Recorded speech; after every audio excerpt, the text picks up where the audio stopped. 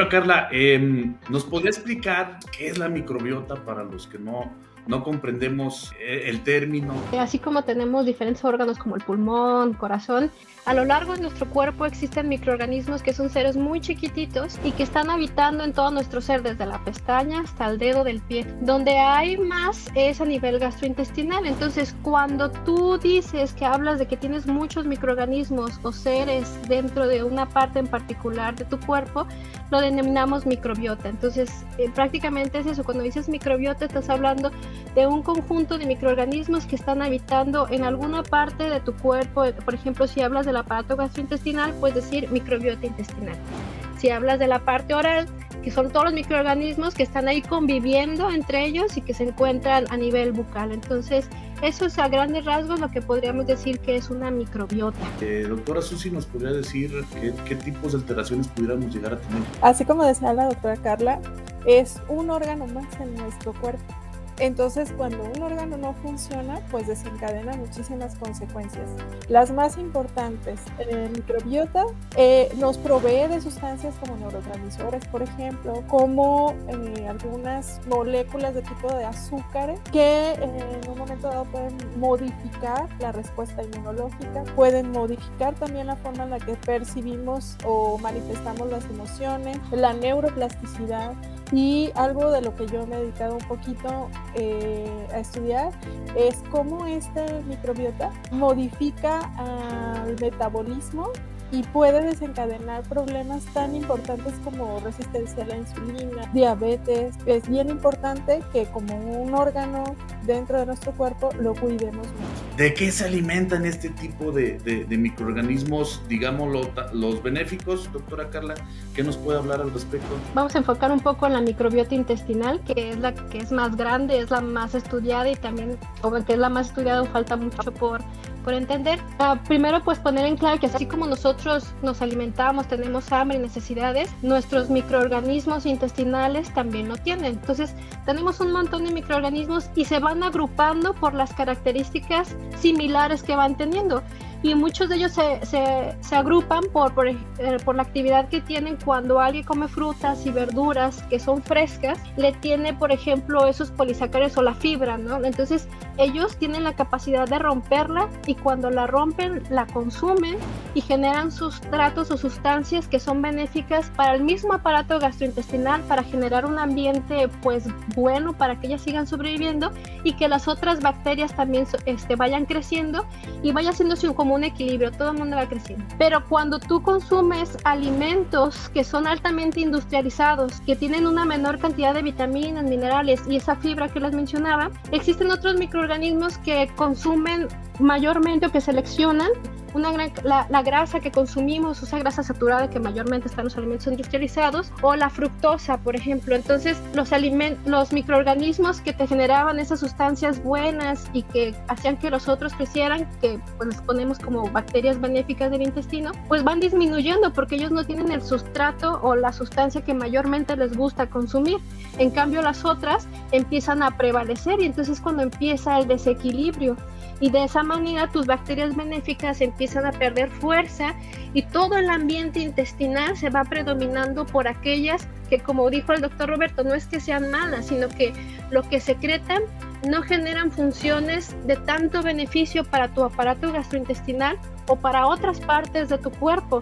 Tan así que cuando estas bacterias pueden ser un factor de riesgo para que puedas presentar obesidad, diabetes mellitus, resistencia a la insulina o incluso tener procesos de inflamación continua, es decir, como procesos en tu cuerpo como si todo el tiempo estuvieras estresado. Aquí tenemos una pregunta de la doctora Angélica que nos dice, ¿cómo saber si la microbiota está sana o no?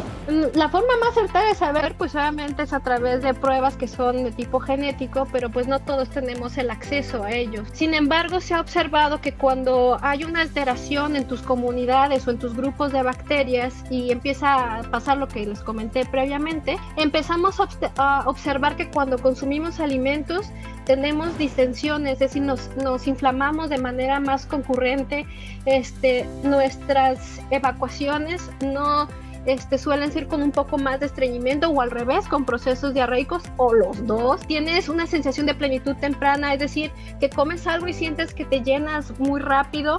La coloración, la materia fecal es un reflejo inminente de esto, de cómo se encuentra en tu microbiota intestinal. Y en otros aspectos del cuerpo, por ejemplo, la microbiota oral, pues empezamos a ver un olor diferente. Las caries empiezan a aparecer. Tal vez no tengas una carie, pero sí tengas un poco más de sarro. Pues mira, otras de las cosas que se han visto es que el microbiota te invita a comer ciertos alimentos. Es decir, por ejemplo, se me antoja mucho lo dulce. Ese microbiota que yo tengo me está invitando a comer mucho dulce, o me gusta mucho hacer ejercicio, ¿no? Entonces el microbiota aparentemente también invita a hacer actividad física. También se ha asociado, por ejemplo, con la aparición temprana de canas, esta evidencia de envejecimiento, porque depende de lo que consumas con mayor frecuencia, es el tipo de variedad que vas a tener. Aquí tenemos un comentario de Yanni que dice: a mí me gustaría conocer qué tan benéficos son en Yakult. Fíjense, ay, qué interesante, los búlgaros y el pulque para la microbiota.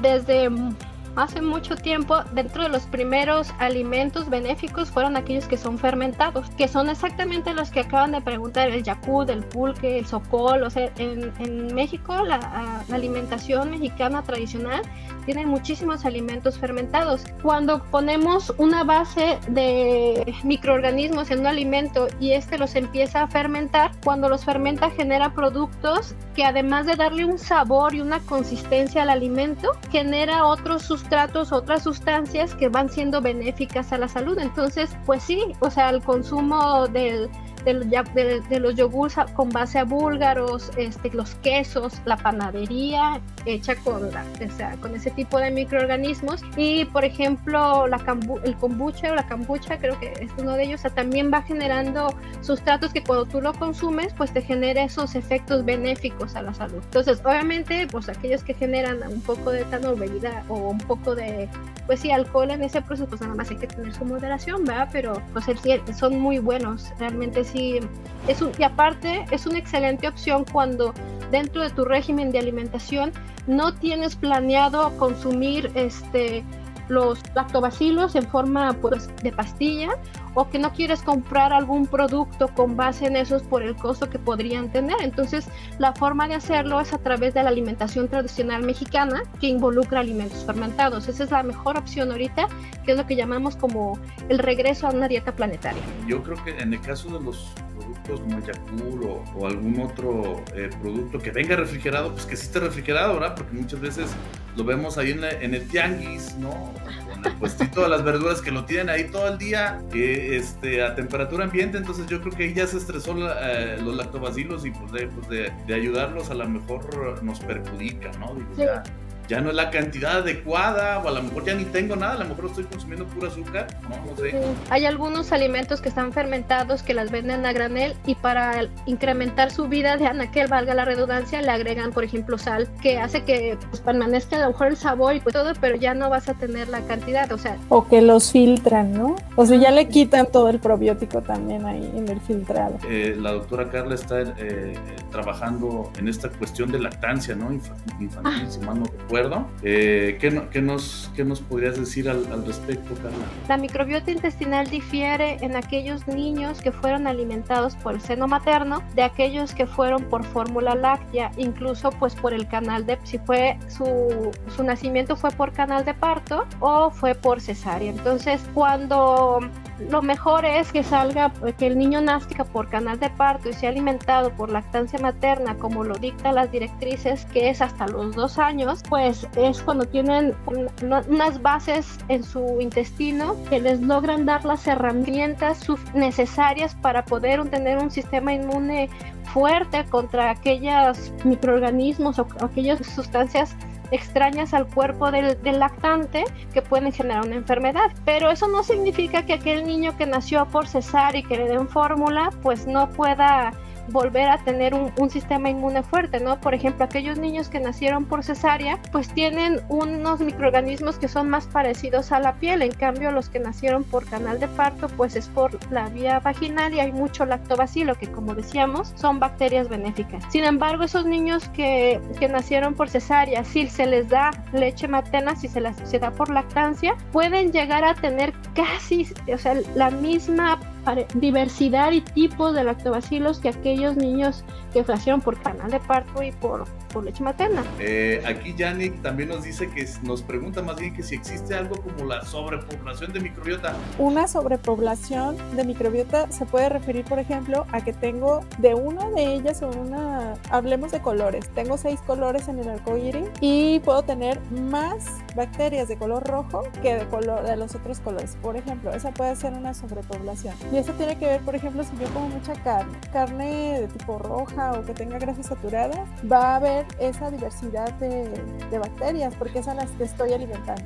Ahora, si soy una persona que consume una dieta más equilibrada, pues voy a tener una población más diversa, entonces ahí no me tendré que preocupar por tanto. Pero si soy una persona que digo, yo para prevenir me voy a tomar el lactobacilo y te lo tomas en cápsulas, en ese caso puede suceder que pueda generar incluso estreñimiento porque es tanta la población que se detiene el tránsito intestinal y entonces tampoco es bueno. Es parte de la automedicación, o sea, en este momento no lo necesito, con la alimentación sería suficiente, pero yo lo estoy haciendo de modo preventivo y en realidad eso puede ser perjudicial también. Entonces podemos hablar de sobrepoblación por la diversidad, que yo hable de una bacteria más que se presente más por el tipo de alimentación que haya. Por ejemplo, los azúcares en la caries, Porphyromonas gingivalis, por ejemplo, es una de las que prefiere mucho azúcar y luego se asocia también con artritis reumatoide. Y si yo como mucho azúcar, la bacteria va a crecer más y además de caries me puede generar otras condiciones muy tan drásticas como una artritis, por ejemplo. Aquí tenemos una pregunta muy importante, sobre todo con la discriminación de los antibióticos, ¿verdad? Que nos dice la doctora nos pregunta la doctora Angélica que qué hay del uso del antibiótico. ¿Qué nos pueden decir, doctora Carla? Los antibióticos tienen la función fundamental, ¿no?, de disminución de aquellos microorganismos que nos generan alguna enfermedad. Sin embargo, la población en general, y me incluyo porque a veces creo que lo he hecho, cometemos 2 errores. Uno es el consumo de antibióticos sin prescripción médica, sin saber cuál es la causa principal de ese microorganismo. Y el otro es que consumimos los antibióticos en un tiempo que consideramos a veces la población como es lo mejor y no bajo la indicación médica. Y la otra que puede ser es que a veces cuando nos hacemos o nos dan los antibióticos no hacemos pruebas como un poco más específicas para saber el tipo de microorganismo que nos está atacando. Y esos antibióticos pueden disminuir un género bacteriano que no estábamos buscando o que se llevó así junto con el patógeno, pues se lo lleva también. Ese antibiótico durante un uso prolongado o recurrente porque no seguí las indicaciones como me la dieron, va cambiando el ambiente intestinal. Entonces ese ambiente va a ir modificándose de tal manera que aquellas cosas como la mucosa intestinal o nuestras células que son como el colchoncito de nuestras bacterias van sufriendo una alteración. Entonces eso va haciendo que las bacterias benéficas del intestino puedan ir disminuyendo e incrementando otras. El uso de antibióticos tiene sus bemoles, porque si lo usáramos de una manera concreta, específica, especializada para el sujeto, para el tipo de microorganismos y para el individuo, pues entonces no tendríamos tanta resistencia a los antibióticos y tanta alteración a nivel del ambiente intestinal. Entonces sí es bien importante, como decía la doctora Carla, que se identifique qué tipo de bacteria es para que se pueda hacer un ataque específico, y a veces esas bacterias el médico puede decir, es que ya con una penicilina sale, pero esa bacteria ya aprendió a vivir con eso. ¿Por qué? Porque ya se expuso muchas veces, incluso con los jabones antibacteriales o que usamos para limpiar la casa. Eso puede también enseñar a la bacteria cómo sobrevivir. Entonces sí es bien importante saber si la bacteria va a tener o va a ser destruida con ese antibiótico y si realmente es una bacteria. Entonces sí, el microbiota se ve dañado, pero es tan noble que si nosotros lo cuidamos durante el tratamiento y después del tratamiento se puede restablecer.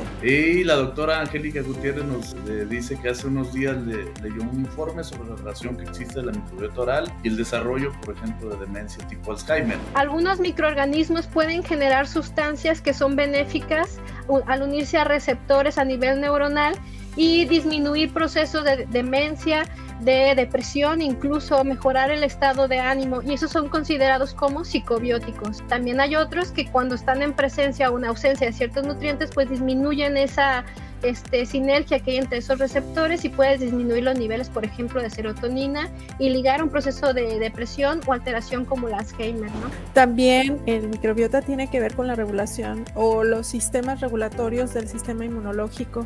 El cerebro es un órgano que le llamamos privilegiado porque no cualquier célula debe estar ahí. Entonces, cuando hay una alteración de la variedad o que esta bacteria tiene la capacidad de modificar a la respuesta inmunológica, las células de la microglía, que son las responsables de modificar la función inmunológica en el cerebro, empiezan a generar un proceso inflamatorio y eso modifica la forma en la que las proteínas se van a empezar a destruir, porque también necesitamos estar reciclando y limpiando el cerebro. Esa parte de la destrucción empieza a hacerse de modo poco eficiente y entonces es cuando puede desencadenar también, por medio de la falta de regulación del sistema inmunológico, el proceso de demencia. Y también nos comenta que se puede controlar, el mismo Jorge nos comenta que se puede controlar la presencia de microorganismos indeseados mediante los cambios de los hábitos alimenticios. Es una pregunta. Ellas mandan. Entonces, si tú les alimentas, si tú modificas esos hábitos alimenticios, así como nos decía la doctora Carla, darles el alimento de la fibra,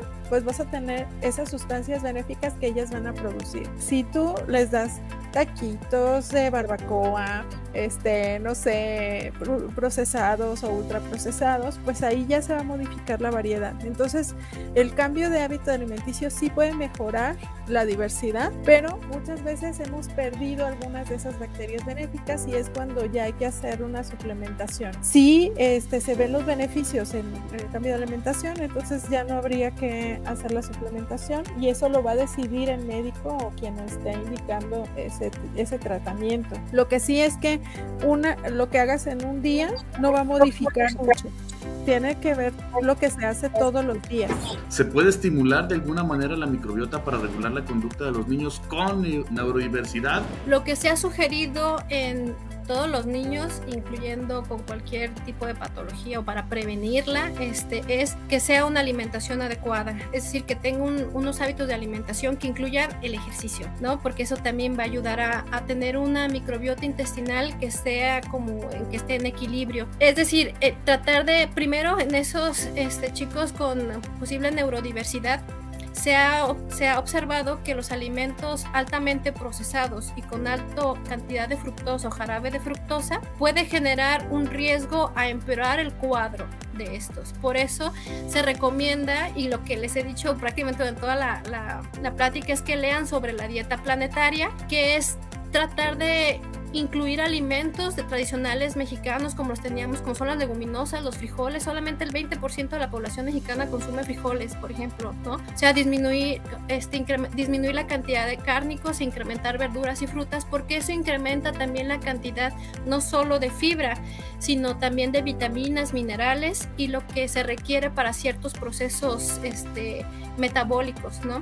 Entonces, eso se ha visto que ayuda a disminuir. Ya algunos estudios son muy peculiares por el tipo de neurodiversidad que tenga, entonces ahí sí se tendría que hacer como un análisis para ver si el consumo de ciertos ácidos grasos puede disminuir o mejorar o ayudar en ciertos aspectos de los signos y síntomas o las conductas que pueden tener. Pero realmente la base fundamental son los buenos hábitos de alimentación, consumo de agua y ejercicio.